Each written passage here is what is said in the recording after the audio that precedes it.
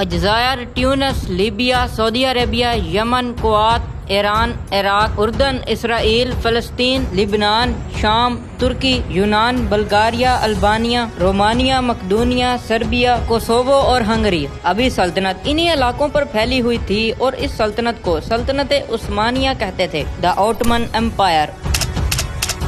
3 برے اعظموں اور 6 صدیوں پر پھیلی یہ سلطنت کیسے وجود میں آئی، کیسے دنیا کی سپر پاور بنی اور پھر کیسے تتر بتر ہوئی کہ آج اس کی داستان تلاش کرنا بھی ایک کام ہے۔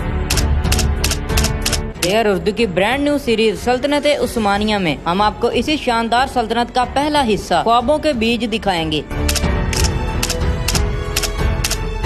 یہ آج کا ترکی ہے، لیکن ہزاروں سال پہلے اس علاقے کو اناطولیہ کہتے تھے۔ اس کے مشرق میں سلجوقی سلطنت کی حکومت تھی۔ یہ سلجوق ترک نسل سے تعلق رکھتے تھے، جبکہ دوسری طرف سارا علاقہ رومیوں کے قبضے